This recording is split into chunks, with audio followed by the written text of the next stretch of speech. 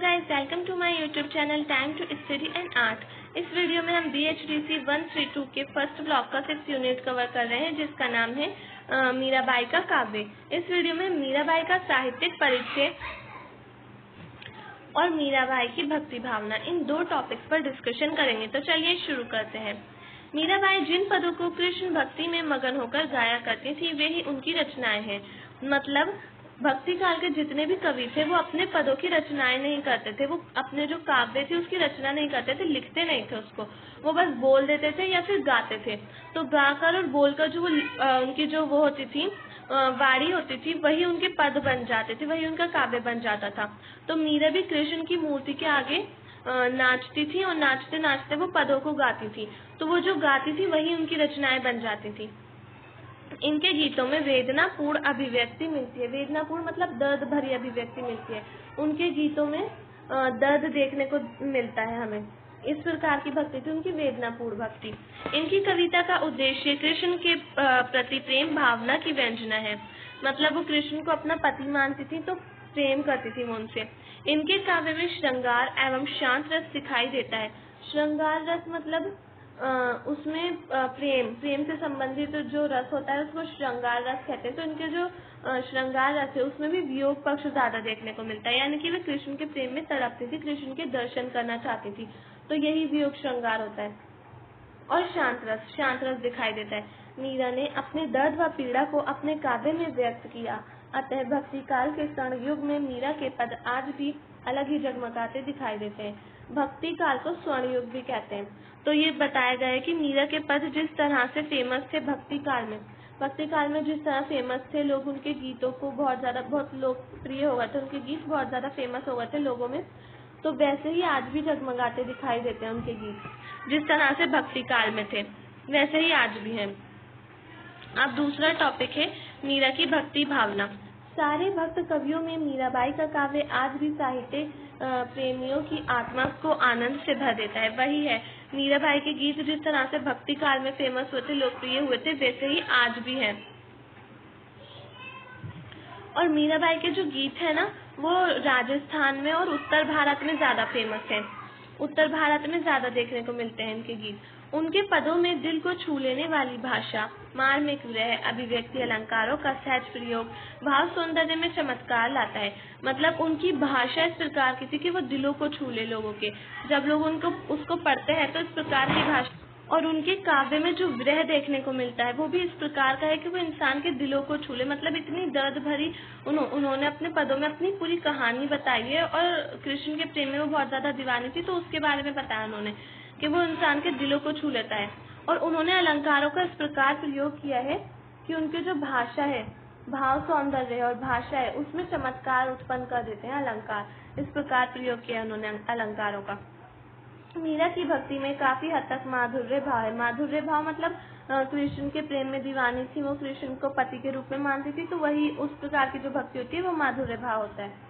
ये कृष्ण की भक्ति पति के रूप में करती थी। वे कृष्ण के रूप की दीवानी थी। उनके अनुसार संसार में कृष्ण के अलावा कोई पुरुष नहीं है। मतलब वो मानती थी कि उनके लिए संसार में सिर्फ कृष्ण ही है जो बने हैं पुरुष, और कोई पुरुष उनके लिए संसार में नहीं बना है, वे ऐसा मानती थी। मीरा ने भक्ति को एक नया आयाम दिया, जिसमें इंसान के लिए भगवान सब कुछ है और दुनिया का कोई लोग उसे मोह से विचलित नहीं कर सकता। मतलब मीरा भक्त थी, कृष्ण तो भगवान ही है, तो वो उनकी भक्त थी, उनकी भक्ति करती थी, जिसमें वो कृष्ण को ही सब कुछ मानती थी अपना।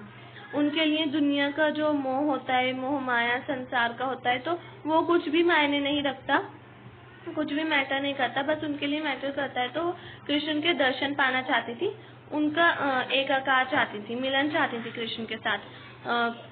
सब कुछ उनके लिए कृष्ण ही थे, उनके भगवान सब कुछ थे। ये कृष्ण भक्त की अनोखी मिसाल है। अब ये इनके मीरा के पद दे रखे हैं, जिसका मैं मतलब पढ़ रही हूँ। इसका मतलब क्या है वो देख लीजिए, ये आप खुद पढ़ लीजिएगा। अर्थात मीरा कहती है कि इस धरती पर श्री कृष्ण के अलावा मेरा और कोई नहीं है। जिनके सर पर मोर का मुकुट है वही मेरे पति हैं।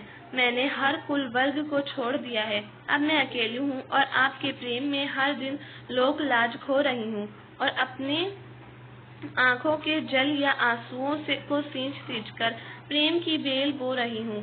मीरा कहती हैं कि जिस प्रकार दही को मथने से घी ऊपर आ जाता है, उसी प्रकार दही अलग हो जाती है, उसी प्रकार मैंने अपने जीवन को मथ करके ही श्री कृष्ण के प्रेम की भक्ति का रूप अपना लिया है। मीरा को भक्तों को देखकर खुशी होती है क्योंकि वे भगवान से प्यार करते हैं, मोह जाल से मुक्त होते हैं, और जब वे लोगों को देखती हैं तो उन्हें रोना आता है क्योंकि माया मोह में फंसकर रोते हैं, फिर भी उसे नहीं छोड़ते। वे कहती हैं कि जो सच्चे मन से ईश्वर की आराधना करेगा, ईश्वर उसका कष्ट दूर करेंगे।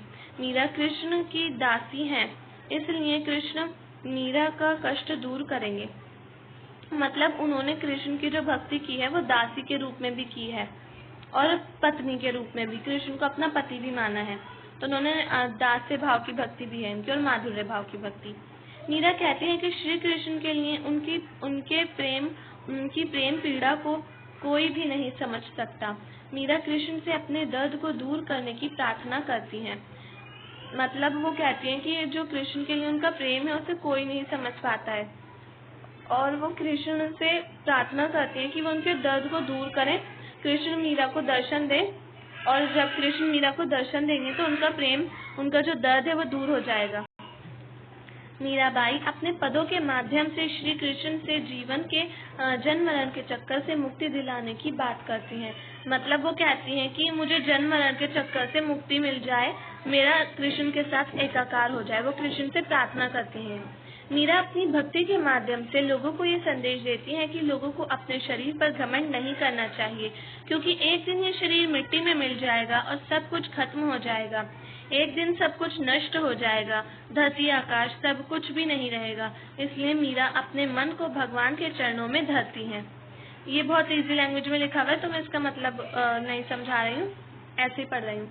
वह संसार को चौरस का खेल बताती हैं, जैसे शाम को बाजी नष्ट हो जाती है, उसी प्रकार संसार नष्ट होने वाला है।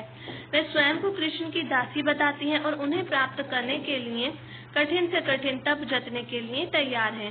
मीरा की कृष्ण के प्रति भक्ति व साधना सच्ची तथा प्रचंड है। उन्होंने अपनी भक्ति से पूरी दुनिया को भक्ति का महत्व बताया है। मतलब कृष्ण की मीरा की जो भक्ति है वो अलग है, पूरी उनकी जो भक्ति का महत्व है वो बहुत ज्यादा है, और पूरी दुनिया को उन्होंने महत्व समझा दिया कि भक्ति का किस प्रकार महत्व है। वो सच्ची भक्त हैं कृष्ण की, और सच्चे मन से उनकी प्रार्थना करती हैं, सच्चे मन से साधना करती हैं। सो गाइज, आज की वीडियो में सिर्फ इतना ही। अगर आपको मेरी वीडियो पसंद आई हो तो प्लीज़ मेरी वीडियो को लाइक करें, शेयर करें एंड सब्सक्राइब करें मेरे चैनल को, और कमेंट्स करके ज़रूर बताएं कि आपको मेरी वीडियो कैसी लगी।